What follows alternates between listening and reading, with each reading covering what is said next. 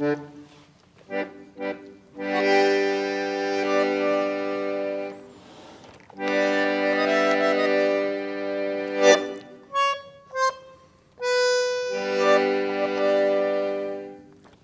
el mundo fue y será una porquería, ya lo sé, en el 510 y en el 2000 también, que siempre ha habido chorros, maquiavelos y estafados, contentos y amargados, valores y doblé, pero que el siglo XX es un despliegue de maldad insolente, ya no hay quien lo niegue. Vivimos enredados en un merengue y en el mismo lodo, todos manoseados. Siglo XX cambalache, problemático y febril. El que no llora no mama y el que no afana es un gil. Dale nomás, dale que va, que allá en el horno nos vamos a encontrar, no pienses más. Séntate a un lado, que a nadie importa si naciste honrado.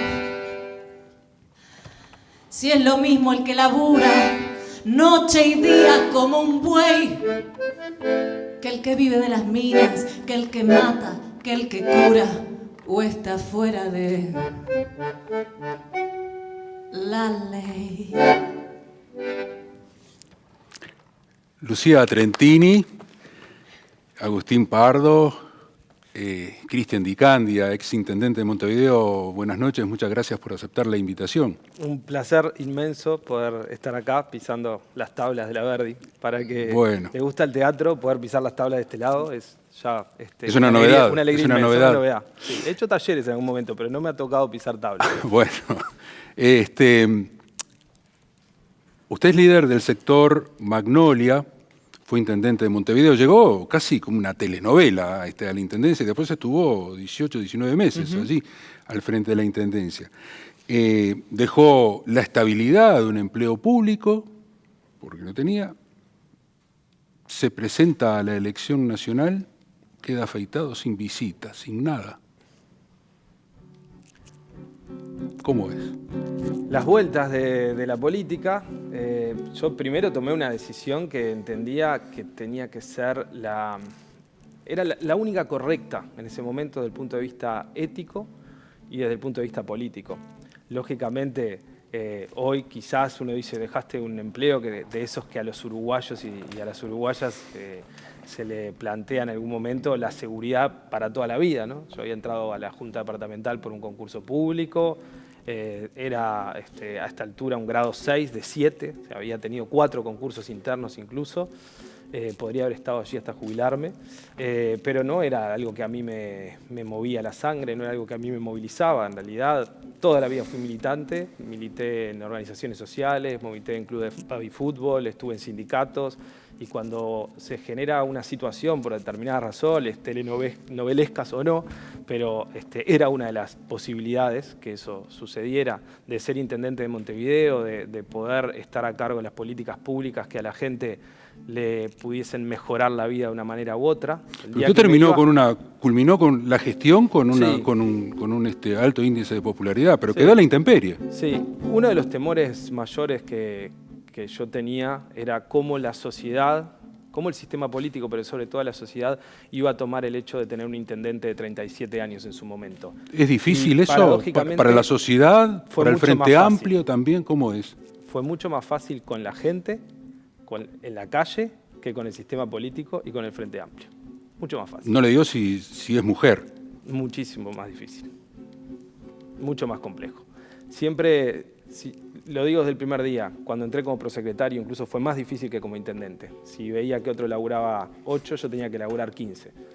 El joven siempre tiene que demostrar más. Y ni hablar, que si sos joven y mujer, ese camino es mucho más empinado. Acá entrevisté a Lucía Zapata, que fue secretaria general de la Juventud del Partido Socialista. Ella decía que tenía que golpear la mesa y plantarse como si fuera uno más.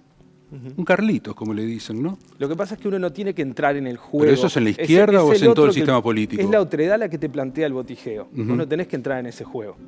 ¿no? Uno se tiene que plantar desde sus convicciones, de su seguridad, Bien. y a partir de esa seguridad ir generando discurso, relato y hechos, ¿no? Creo que en el correr de estos años hay muchos hechos que se plasmaron en cuestiones concretas que el sistema político y la sociedad dijo, mirá, pero mirá qué bien que salió esto. Y te va generando legitimidad, esa legitimidad tenés que ganarla. ¿Qué voy a hacer si no puedo con mis vidas tan carentes de energía? ¿Qué voy a hacer por estar en el borde y morir con tus amores? De puntual casualidad.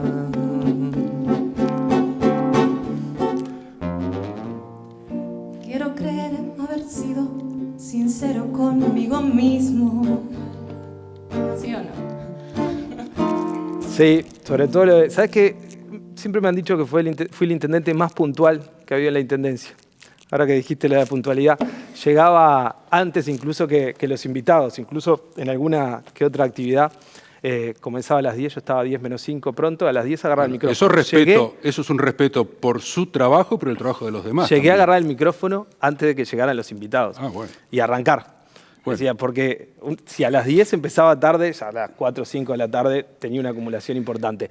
Pero quiero rescatar también lo de la sinceridad, que es algo que siempre me parece importante, sobre todo cuando uno intenta dedicar sus horas de vida a la política, que tiene que ver con una militancia permanente contra la hipocresía, que creo que es lo peor que le puede pasar a la política y sobre todo al sistema democrático. Hay muchas quienes tratan de demostrar a la sociedad lo que creen que la sociedad quiere a la hora de conseguir el apoyo Y no o son el voto. auténticos.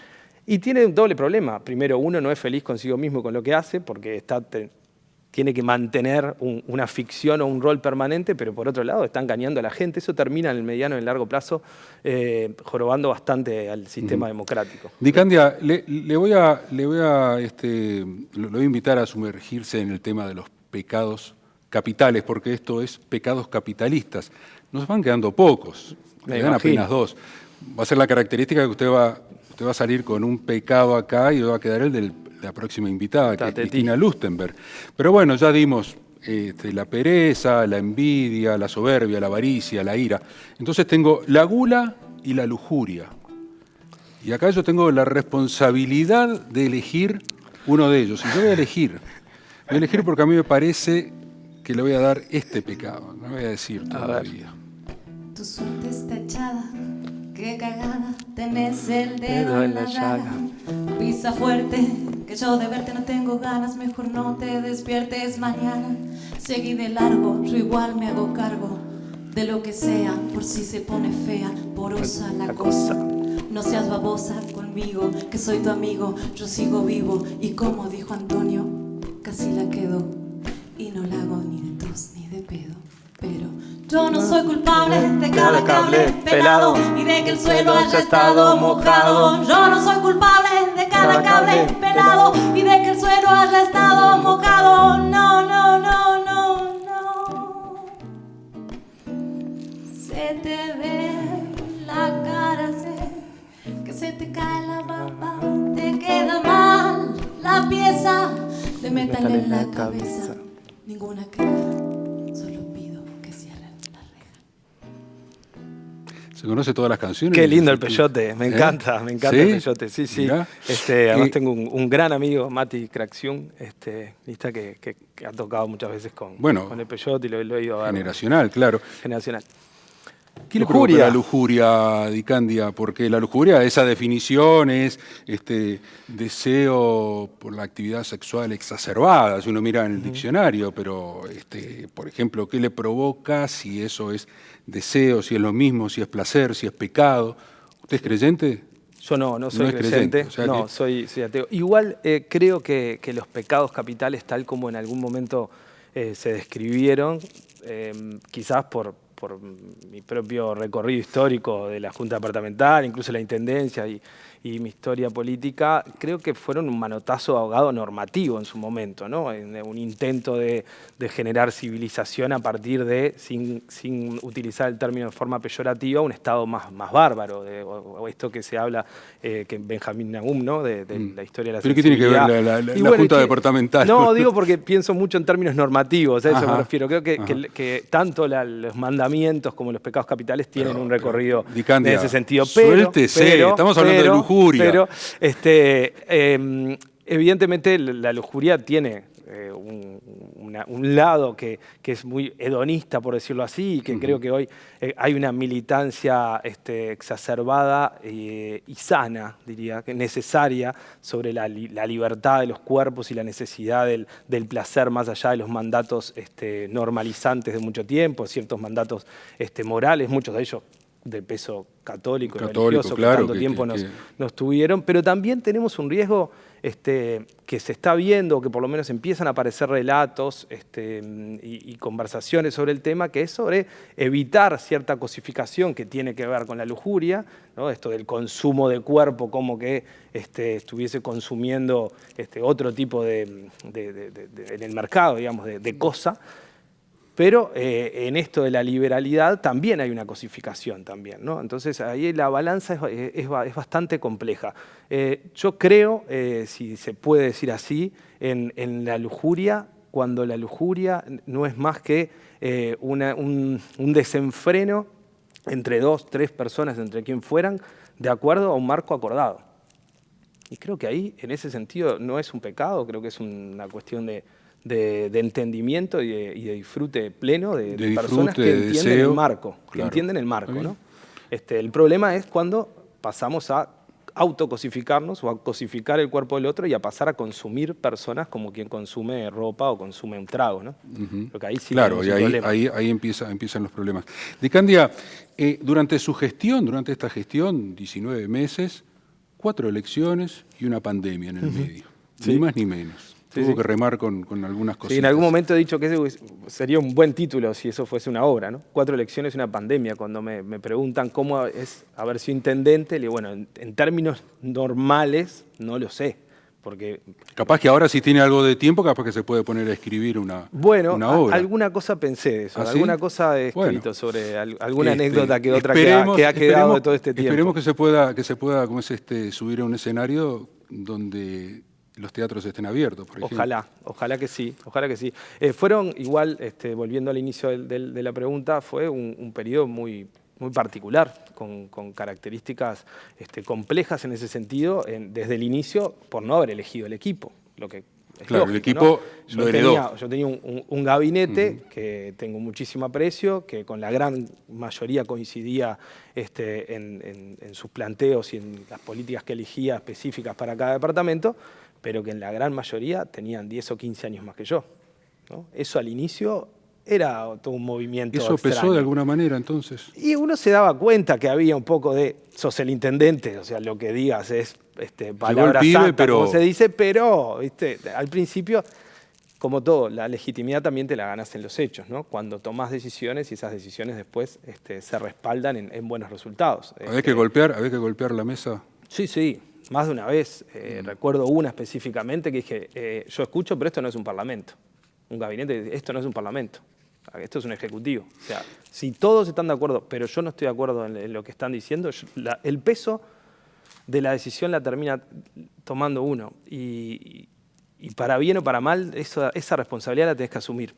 Y ejercer la intendencia, el poder allí, en la capital del país, un lugar importante, ¿eso le generaba algo de lujuria? ¿Sí? ¿Tenía algo de adrenalina? ¿De adrenalina? Sí, el ejercicio del poder en el sentido de poder decidir sobre los temas, tomar la última decisión tiene algo de adrenalina. ¿Sí? También te hace engordar, envejeces, ¿no? Digo, todo lo que eso implica a niveles de salud.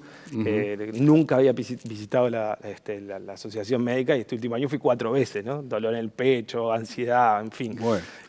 También tiene eso, pero la adrenalina de poder tomar una decisión que genere cambios en la vida de la gente es inmensa. Yo si hay algo que me llevo, por ejemplo, de todas las que puedo haber decidido, que son muchas en todos estos años, que que el día que me fui estuviesen lo dije en el discurso cuando asumía Carolina, estuviesen los primeros clasificadores que decidieron dejar el carro con el caballo, con lo que eso implicaba a nivel de vida y de acumulación histórica de sus familias, en fin, para apostar a un programa de una institucionalidad como era la Intendencia, que en general son colectivos que no creen mucho en la institucionalidad, y estuvieran ahí para darte un abrazo y decir, a mí me cambió la vida, eso no tiene precio.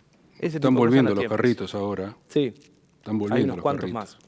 ¿Eh? Habría que volver a hacer un censo, hay unos cuantos más, habían bajado Sí. en los últimos 10 años, pero hay más. Bueno, durante estos meses de gestión, usted tuvo un perfil alto, Di Candia, ¿no? Se enfrentó al gobierno, se enfrentó a la calle.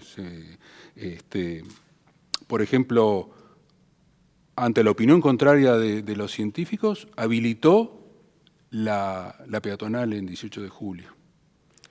Pero no solamente eso, sino que además le envió una carta al presidente Lacalle cuando se habían cerrado los espectáculos. Sí.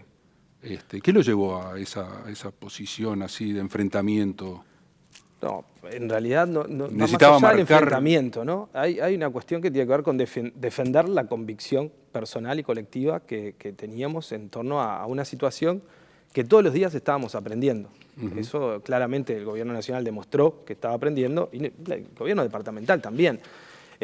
Nosotros veíamos que en todas las ciudades del mundo la tendencia era a abrir los espacios públicos y a generar espacios de encuentro para la gente que llevaba en ese momento, creo que era a principios de mayo o principios de junio, ya más de 2 meses con una cuarentena que si bien no era obligatoria, sobre todo el primer mes se cumplió de Claro, lo forma cumplió la bastante gente, dura, ¿no? lo La cumplió gente la gente cumplió. bastante dura. Comenzaban a aparecer indicios de dificultades en términos de salud mental, comenzaba a generarse una demanda permanente de ocio, de necesidad de encuentro, sobre todo mira, mi hijo que tiene 14 años, a fin de año me dijo, papá, extraño tener un cumpleaños. Para un gurí que tiene 13, 14 años, que no pueda juntarse con sus amigos durante un año, que viva mirando la computadora, no tener ese espacio es, en términos de crecimiento, de maduración, de generación de vínculos para lo que va a ser su vida adulta, es muy importante, pero también hablemos de los gurises de 18, 20, 25 años que estaban entrando, por ejemplo, en la universidad y pasaron a mirarla por la computadora. Ayer creo que salía una encuesta que, bueno, por todo lo que hemos hablado en los últimos días en términos de salud mental, que han sido los jóvenes entre 18 y 25 los que más han sufrido en el mundo la pandemia en términos psicológicos y mentales. Entonces, en aquel momento digo, bueno, si la gente va a salir, por lo menos que el espacio sea lo más abierto posible. Y los hechos nos dieron la razón, porque después en realidad el propio Gach fue el que plantea, y en la reunión con el Congreso de Intendentes, con el presidente de la República, el secretario de Presidencia y el ministro de Salud Pública, nos dice, si van a abrir, abran los más posible. Pero eso ya fue tipo octubre, porque yo se lo dejé a Carolina eso. Pero, Di Candia, usted también le envió esa carta Sí. al presidente. Porque lamentablemente no pudimos tener, hasta que fui presidente del Congreso de Intendentes y tuvimos la reunión en octubre, una reunión mano a mano con el presidente. Está bien, pero yo digo, hablo del contenido de la carta. Está bien, por eso es que terminamos manejándonos en... Yo quiero saber, ¿le envió una carta similar a la intendenta de Montevideo ahora? No, no lo he hecho. No lo he hecho, la verdad. Pero estoy convencido que hay que volver a abrir las salas. Si algo está claro es que el virus no se ha propagado a través de la cultura y que la necesitamos más que el pan de cada día. Porque al final parece que todas estas medidas no son medidas sanitarias, ¿no? O sea, como una medida de cerrar los teatros, las salas. Hay mucho de sanitario en muchas medidas, hay mucho de simbólico. Pero hay dudas. Y no está, exactamente, hay dudas. No está claro que determinadas decisiones terminen afectando realmente al virus en tanto pandemia. Creo que la idea es reducir la movilidad, pero que habría otras posibilidades para reducir la movilidad sin tener que afectar a los teatros, a la escultura, todo lo que se mueve hacia atrás, ¿no? Las producciones de otro tipo de encuentros. Las de reuniones fiestas, religiosas, reuniones. por ejemplo, que usted cuestionó. Sí, bueno, es que en su momento no se abrían los teatros, pero se permitió, ahí fue cuando yo le termino de mandar la carta, porque pareció una contradicción de lobby bastante complejo. ¿Y ahora no hay contradicción? Pero yo estoy totalmente de acuerdo, mantengo la misma posición. ¿Sí? Por supuesto. Creo que hay suficientes protocolos como para poder tener una cultura abierta.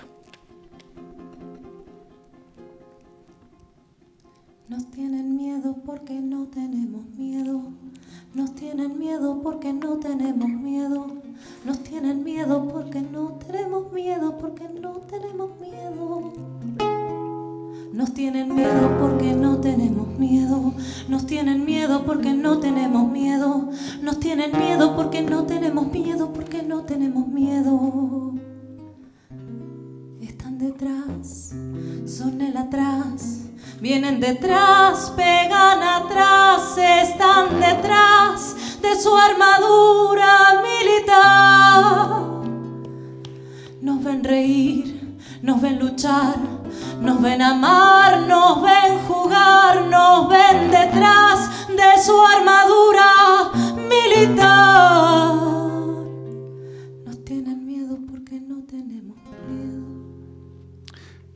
También tuvo ahí un cuestionamiento con el ministro Larrañaga por el tema de los operativos, Sí. esos de seguridad, Plaza Serén Sí. y todo eso que se dio allí, ¿no? Las primeras semanas de la instalación del gobierno nacional, en términos de manejo del espacio público por parte de la policía, del Ministerio de Interior, quiero pensar, ¿no? Porque quiero imaginarme que hay una orden del Ministerio de Interior y no un abuso de la policía por fuera de las órdenes del Ministerio, no fueron acordes a un buen uso democrático y de convivencia de los espacios públicos. Nosotros llegamos a ver en las cámaras de la Intendencia camionetas del PADO circulando por encima de la Plaza de los Bomberos, de la Plaza 33 Orientales, pasando a medio metro de gurises que estaban tomando mate o tomando una cerveza, y sea la hora que sea, pero eran las 10 de la noche, tampoco que fuera la madrugada, pero así hubiese sido de madrugada, era algo que no correspondía. Por suerte, parece que en principio ese Eso modus se canalizó. operandi, Ahora,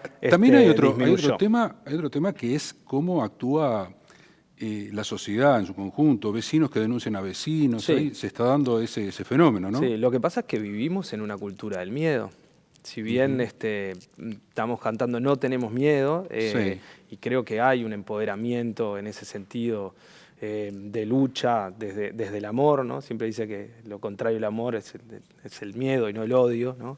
Entonces, en ese sentido hay un empoderamiento de amor por muchísimas causas a nivel mundial que mueven a la gente y a colectivos a lograr cosas. También es cierto que la sociedad del miedo hoy existe, se ha instalado, y muchísimas personas, vecinas y vecinos de Montevideo, de edades disímiles y de generaciones disímiles, viven encerradas con miedo. Y eso es un producto no de un año de gobierno y de las camionetas del PADO de este gobierno, sino que son producto de un sistema que ha operado en ese sentido durante muchísimo tiempo y que cada uno de nosotros en algún momento ha sido parte y ha hecho caldo de cultivo de esa instalación.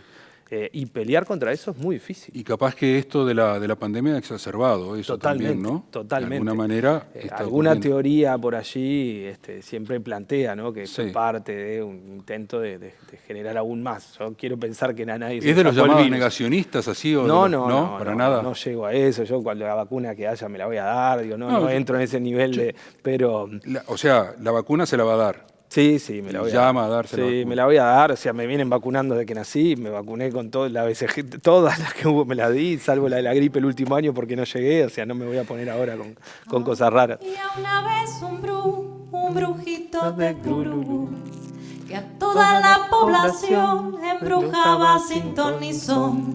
Pero un día llegó el doctor manejando un cuatrimotor. Y saben lo que pasó, y saben lo que pasó. No.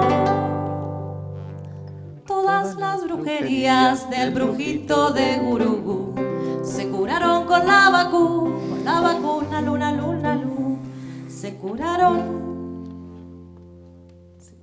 Esperemos que se cure. Dicandia, Igual no viene en cuatriciclo, ¿no? Ahora viene en Hércules.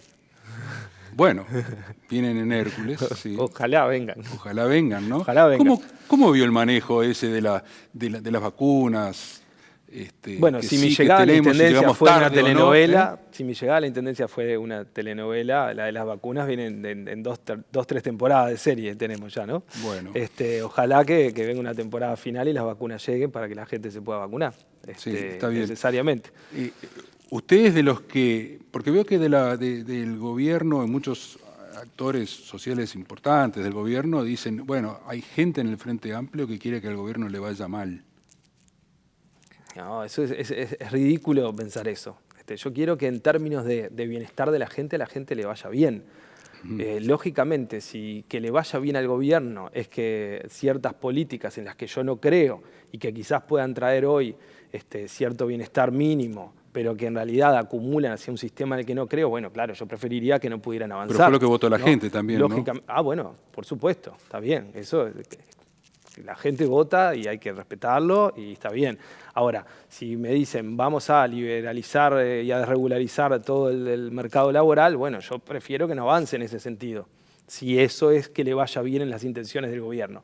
Ahora, en términos de bienestar de la gente, no, por supuesto, ¿quién quiere que a la gente le vaya mal? Digo, la gente somos nosotros, son mis padres, ¿no? Mi hermana que está sin trabajo, mi otra hermana que labura 14 horas por día, o sea, somos, y más allá de lo cercano, es la sociedad.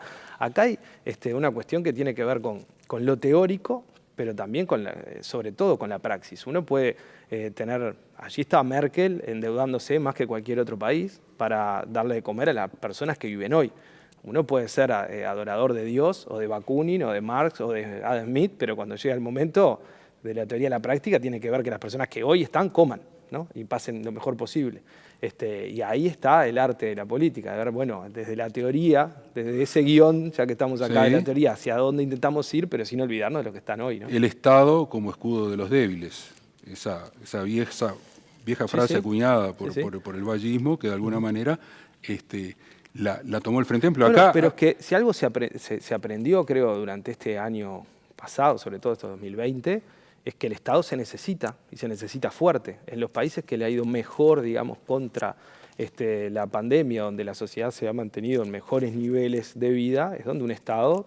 pero acá ahora ha estado ausente, ¿no? ¿Cree usted? No, yo no digo que haya estado ausente. Creo que tenía, por suerte, era un Estado que tenía herramientas de contención social, herramientas de traslado incluso económico, como han sido las herramientas que tiene el Ministerio de Desarrollo Social, también por un Ministerio de Desarrollo Social que fue creado y fue potenciado, también por un Sistema Nacional de Salud, es que prácticamente multiplicó por 10 lo que se invertía en términos de comparativos con el sistema público en el 2005, con lo que fue en estos últimos años, ¿no? Entonces, pero acá tuve sentado ahí a un diputado del Partido Nacional, representante de la coalición, donde dice, bueno, muchas cosas que se hicieron no estuvieron bien, se derrochó dinero, no sé cuánto, ahora tenemos que ahorrar o tenemos que buscar la manera de que la cosa sea más equitativa, como si no hubiera sido equitativa, según él, ¿no?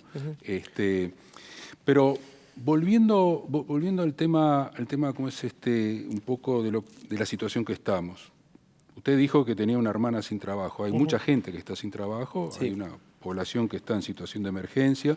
Hablamos de salud pública, hablamos de la salud de la gente, salud mental, salud física, pero no hablamos de esa cosa que deslizó por allí, ¿no? La cosa de la piel, el sudor, el estar, los cuerpos, el abrazo. No estoy haciendo apología de su sector. ¿Usted cree que se ha hecho lo suficiente de parte del Estado, de parte de las autoridades del Estado, gobierno, intendencias, por ejemplo, para cuidar a nuestros artistas? Creo que se podría... A ver, siempre se puede hacer más. Cuando cae en marzo, nosotros nos toca un día antes, además, del Montevideo Rock más grande que iba a haber. Tenían 40.000 entradas vendidas. El streaming pronto, o sea, era... me acuerdo si era algo así como 30 y pico de artistas en escena, de bandas, ¿no? Artistas eran muchísimos más. Y tuvimos que, obviamente, tomar la decisión de bajarlo. Ahí había mucha incertidumbre también, claro, no se sabía. Porque no existía todavía un caso de acá, de Uruguay, de Montevideo, pero sí Buenos Aires acababa de cerrar fronteras, tener el primer caso, los primeros casos de allí, de origen argentino, y cancelado todos los espectáculos públicos. Y lógicamente uno tiene esa mochila, más allá de que le hubiese encantado poder hacerlo, en aquella incertidumbre era bastante complejo tomar la decisión de hacerlo igual, porque además venían artistas de Argentina. O sea, podría haber sido, así como se hizo muy famosa una ciudadana del barrio de Carrasco, para no seguir poniendo su nombre sobre la mesa, imagínense lo que hubiese sido la pandemia post Montevideo Rock, ¿no? Que hubiese pasado la historia de forma bastante poco célebre. Pero claramente a partir de ahí existe una preocupación inmediata por qué hacer con eso que se había recaudado, qué hacer con esos contratos, que estaba enmarcado en una cuestión mucho más general y global de las salas, de los artistas, de los técnicos, porque a veces la gente se acuerda de quién está arriba del escenario, pero atrás hay muchísima gente. Y es lo que sigue pasando también, ¿no? Y es lo primero en cortarse y lo último en volver. Que eso también, a medida que llegaban los relatos de las otras ciudades y los otros países, también era lo que se planteaba. Y que en general son sectores que no tienen una acumulación y una espalda, ¿no? Que viven en el día. Pasaba con los feriantes. Pero, por ejemplo, en Alemania decretaron una emergencia cultural, al mismo nivel que la emergencia sanitaria. ¿No debería ser acá un gobierno de izquierda con esa sensibilidad hacerlo acá también? Sí, puede ser puede ser una solución. Le estoy dando letra para la carta que le va a tener que escribir. Para escribirle a las intendencias. Igual las intendencias, por lo menos las del Frente Amplio, rápidamente pusieron herramientas sobre la mesa. No solamente las canastas, no solamente el fondo que se generó con lo que se había acumulado de entradas del Montevideo Rock, que la gente también las donó, sino, bueno, mismo lo que sucede ahora con el carnaval. Creo que igual es necesario más, sin duda, ¿no? Sobre todo buscar la forma de que vuelva. Dices que vives pensando tan solo en hacerme feliz y que darías la vida si fuera preciso por mí. Que si no estoy a tu lado las cosas no tienen valor y que no hay en el mundo un amor parecido a mi amor. Ahora dímelo delante de ella, no me mientas más. Dímelo delante de ella, si todo esto es verdad. Dímelo delante de ella, deja ya de fingir. Dímelo delante de ella, que así no puedo seguir. Dímelo delante de ella. Ese tema no lo sabía. No lo tenía. No lo tenía ese tema. No lo tenía. Di Candia, su impronta política está enfocada en la agenda de derechos, en los jóvenes, en las mujeres. ¿Le cuesta en el Frente Amplio llevar adelante esa agenda? No, pero además no necesariamente es que sea una agenda que a la hora de la política pública la haya puesto primero. Sí, soy parte de una generación... No. Que no la puso primero usted. No, primero no. Yo digo, a la hora de, por ejemplo, traté de dar desde la interna de la Intendencia otras luchas, por ejemplo, que tenían que ver con la agenda de sustentabilidad ambiental, que estaba a años luz la Intendencia de estar al nivel que debiera estar. De la clasificación, del reciclaje, bueno, de cuestiones que hoy son bastante obvias en el relato y en el discurso, pero que en la práctica cuestan. Obviamente el 2020 nos hizo tirar para atrás muchas medidas que estaban definidas en términos de política pública, pero que quedan allí para que se puedan llevar adelante en adelante. Y después temas patrimoniales de la ciudad, creo que hay que avanzar mucho en eso, hicimos mucho con la sociedad civil. El otro día Alfredo Sierra me decía, mirá que en los últimos 2 años logramos más en contención de patrimonio que en los últimos 20. O sea, hicimos todo un relevamiento de edificios patrimoniales en el municipio B, en el municipio C, logramos parar caídas, digamos, tirar patrimonio como estaba pasando últimamente. La ciudad en realidad es un espacio donde si uno deja que el capital actúe libremente, poco le queda. El capital es muy rápido y obviamente tiene la condición también que uno necesita permanentemente, que de generación de trabajo, eso está claro. Entonces ahí hay una balanza bastante compleja de administrar. Ahora, yo le preguntaba políticamente si en el Frente Amplio, si en la izquierda, es un lugar muy masculinizado, muy Sí. machista, si tiene que pelear contra eso.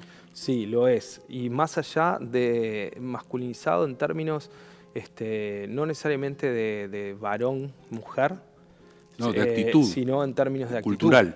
Porque hay algo que capaz que políticamente no es correcto decirlo en términos de lo políticamente correcto, pero yo en los últimos años, sobre todo en los últimos 2 o 3 años, he tendido a pensar que más allá de la paridad necesaria, creo que hay que hablar en términos mucho más de política feminista y de mirada del mundo. Sin que esto sea una defensa de que sigan habiendo ambientes ocupados por mayoría de hombres. Quizás tenga que ser mayoría de mujeres, mayoría de hombres. Importa la paridad, pero importa mucho más la teoría política y el lugar donde te parás a la hora de generar la política pública, ¿no? He visto muchas mujeres masculinizadas y hombres con una sensibilidad a flor de piel desde otro lugar, como lo contrario. Sí, Entonces, sí. A veces me da miedo que solo el hecho de la paridad dé lugar, o en todo caso tendrán que ser las dos cosas, pero dé lugar a que tengamos muchas mujeres que en realidad reproducen el mismo sistema patriarcal en el que vivimos, que también lo hay, ¿no? Entonces, creo que hay que poner estas cosas sobre la mesa. Y cuando en las redes, por ejemplo, incluso hasta la diputada Graciela Bianchi ahí subió una foto suya y lo tratan de porrero y todo ese tipo de cosas. ¿Usted cómo lo toma? No, nos divertimos mucho con mi hijo, incluso hasta con mi madre. No me interesa. Ser feliz o no ser, no me interesa. El ozono y tú, no me interesa, no me interesa. Ni los agujeros en el cono sur, ni el agua y la leche, ni el clima y la luz, no me interesa. No me interesa, no me interesa. Me interesa en términos de cómo esos relatos van construyendo en términos sociales, ¿no? Como a la gente que de repente, que hay mucha, porque no todo el mundo tiene el mismo nivel de instrucción o de información por diferentes motivos, ¿no? Sociales, de acceso a la información, de interés, lo que fuere, cómo genera miradas sobre quienes ocupamos determinados lugares o no, y sobre todo cómo se construye el deber ser moral desde cierta moralidad a la hora de ejercer un cargo, ¿no? Yo era un prosecretario que de repente me ponía un pantalón rosado, un pantalón amarillo, y de repente caminaba por la intendencia y decía, no, pero nunca un prosecretario. Pero ¿qué importa el pantalón que tenga? ¿No? Claro. Está bien que si vengo todo sucio, es otra cosa. Eso estamos hablando de otra cosa, capaz una falta de respeto al otro, ¿no? Y tiene que ver esto incluso del consumo o el hablar de las sustancias, ¿no? De las sustancias en general, tiene que ver con esto que hablaba antes de la hipocresía. Es decir, bueno, yo no quiero ni debo, ni yo ni nadie a la hora de ejercer un cargo, ser el ejemplo moral de nadie. No tengo que hacerlo, no quiero serlo. En todo caso, tengo que hacer bien mi trabajo y que la gente, con las políticas públicas que uno defina, pueda vivir mejor. Ojalá que te vaya bonito. Ojalá. Ojalá se te olviden las penas, que te digan que yo ya no existo, que conozcas personas más buenas, que te den lo que no pude darte, aunque yo te haya dado de todo, nunca más volveré a molestarte. Te adoré, te perdí, pues ni modo. Ojalá que te vaya bonito. Y Vicandia, ¿cuál es su futuro político? Es decir, ¿en qué está ahora? Bueno, ahora estoy escribiendo bastante, esto que comentabas. Creo que fue una experiencia potente, interesante, de lo que hay que sacar. Por lo pronto, en principio yo tengo que sacar mucho resultado, conclusión o apuntes para futura discusión, a ver si hay alguna conclusión. Estoy conversando, mañana tengo una reunión con Ricardo Ehrlich, me junté el otro día con Yamandú, visité a Daniel, le mando un mensaje a Constanza para juntarnos a conversar. O sea, está rearmando, Sí, está no, rearmando. Más que rearmando, tratando de, después de haber estado un mes y medio en calma, bajando estos últimos 5 años y medio, volver a tratar de conversar, sobre todo para entender el momento y la situación en la que está el Frente Amplio, que es compleja, porque obviamente nuestros líderes de los últimos años están dejando de serlo por una razón biológica y natural, hay una necesidad de recambio. Ese recambio también se da en un momento donde no se pueden prácticamente hacer movilizaciones, no se pueden hacer elecciones en el Frente Amplio por la pandemia, no estamos en el gobierno después de 15 años, o sea, se da una situación muy particular que hay que hilar muy bien y muy fino para ver cómo seguir para adelante. Sí, en algún momento llegaron a manejar su nombre, hasta incluso para nombre de consenso para la presidencia del Frente Amplio. Sí, nadie me lo planteó directamente, sí me ha llegado por algunos sectores, por diferentes lados. Yo siempre he dicho, a mí me parece que no es momento para eso. ¿Y cómo se sentiría en una situación de esa? Es una responsabilidad. No, por supuesto. Sí. Yo nunca, mi problema es que no le dije que no a la presidencia del sindicato, no le dije que no a ser prosecretario, intendente. O sea, seguramente si llegado el momento, quizás precise 15 días para pensar, razonar por dónde, con qué equipo, pero obviamente que al Frente Amplio yo no le voy a decir que no a nada. Creo que no es el momento. Creo que hay otros compañeros o compañeras que pueden hacerlo en este momento mejor que yo incluso. Y tampoco sé si es momento de cambiar un nombre por otro sin una elección, sin poner variantes sobre la mesa, o incluso buscar otra salida más consensuada de tipo triunvirato o similar, que también anda allí en la vuelta, por lo menos para pasar este año hasta que se pueda tener una elección realmente. O sea, usted es partidario de una elección. Sí, yo preferiría que exista una elección. Me parece que así como muchas veces se pone sobre la mesa el tema de la campaña contra la LUC por una acumulación de movimiento, también entiendo que el Frente necesita movimiento, pero bueno, esto es un tema de un medio, no es un principio, ¿no? No es un tema de principio. Si hay un nombre o hay un equipo que genere consenso, bienvenido sea, ¿no?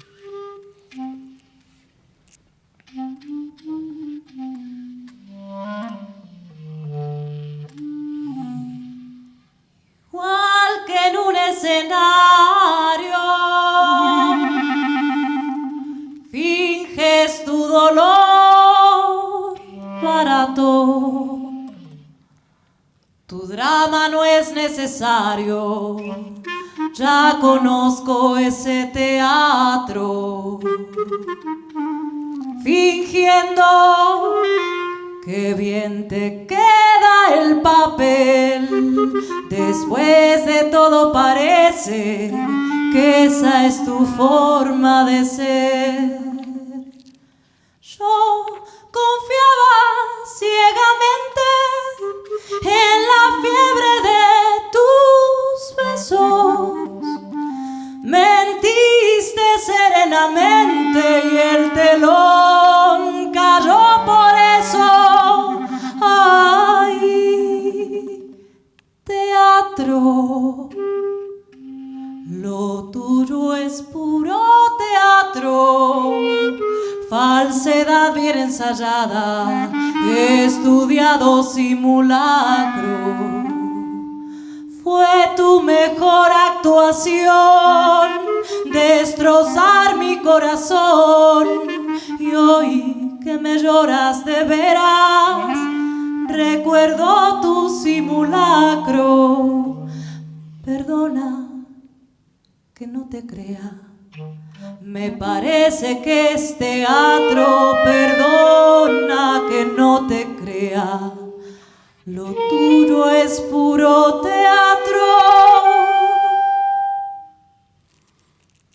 Y así, en un escenario vacío, ¿cómo siente Berry? Eso es lo más duro que te pueden decir a alguien que intenta generar desde la política. Lo que hablábamos hoy, perder la credibilidad.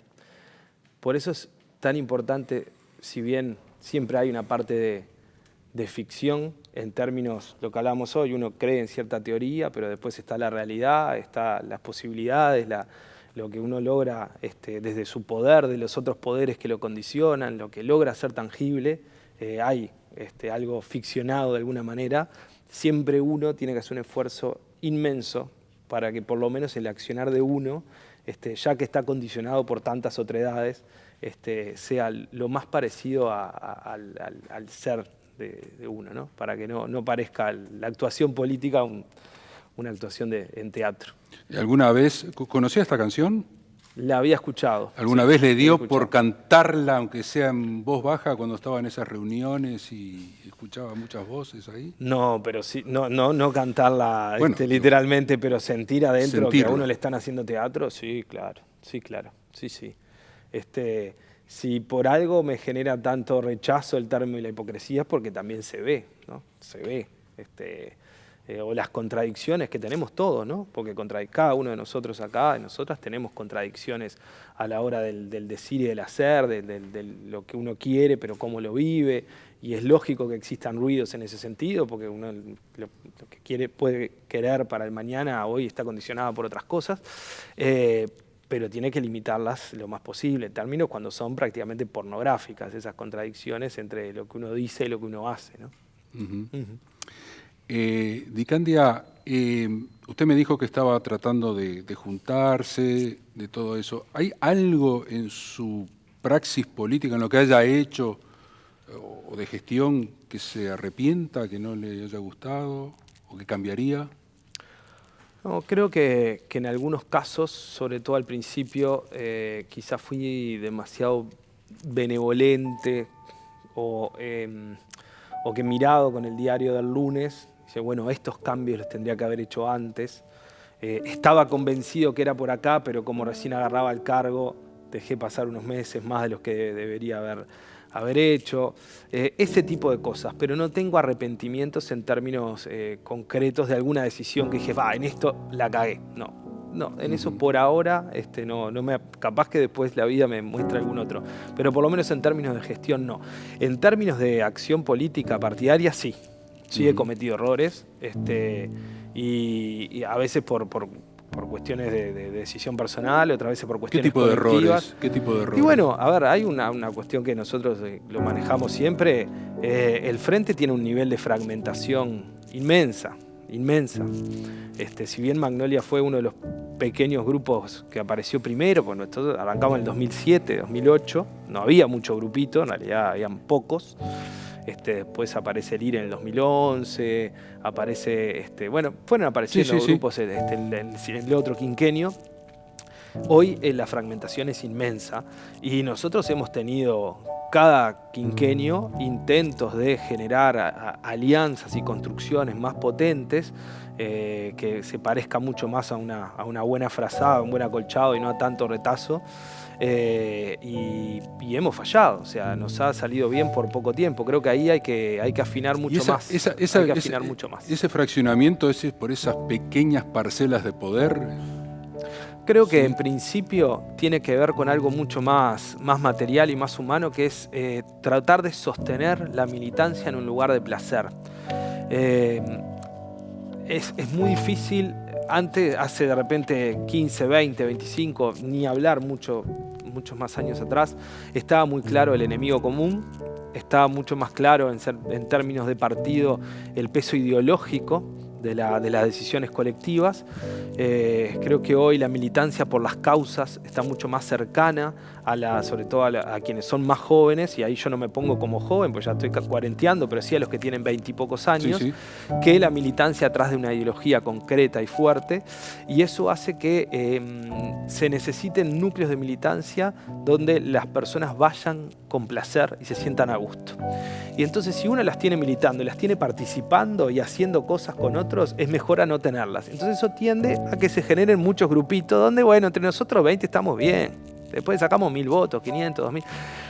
Pero hay que superar esa etapa. Y conseguimos un carguito y todo eso, ¿no? Después se da ese tipo de cosas. Y en general ni eso. Algunos sí, pero en general. Magnolia nunca tuvo. En el caso de Magnolia nunca tuvo un cargo, ¿eh?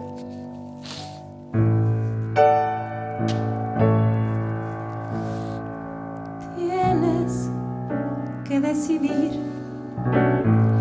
que prefieres que te mate un comando terrorista o tu propio gobierno para salvarte de un comando terrorista.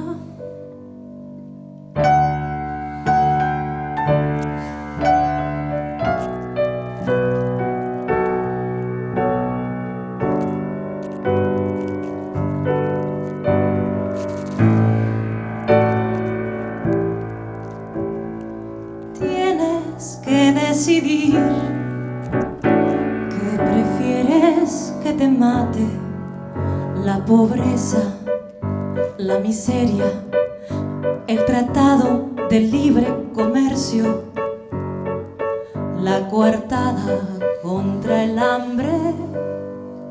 Ya se acabó aquel tiempo en que decidían cómo nos mataban y sin preguntarnos siquiera por mera cortesía si era nuestro deseo el de fenecer como los mosquitos al amanecer o morirnos de sed. Ya nos mataron de tantas maneras, ya nos cansamos de ir al panteón, ya no sabemos si somos civiles, rehenes, vampiros o simples mortales. Pero de tanto morirnos, al menos nos hemos ganado el derecho de decidir cómo queremos morir.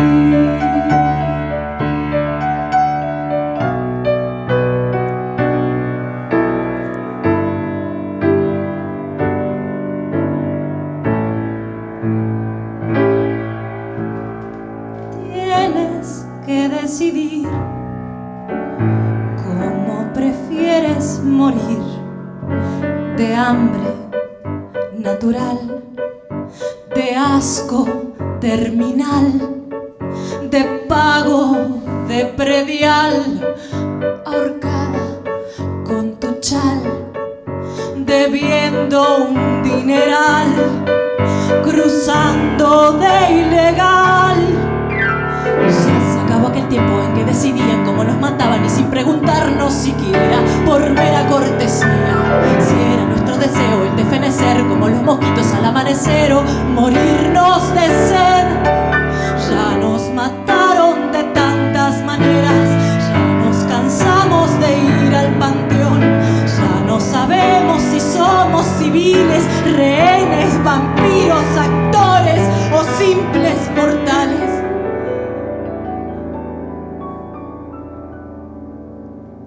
Pero de tanto morirnos,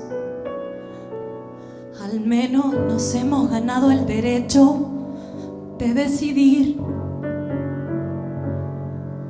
cómo queremos morir.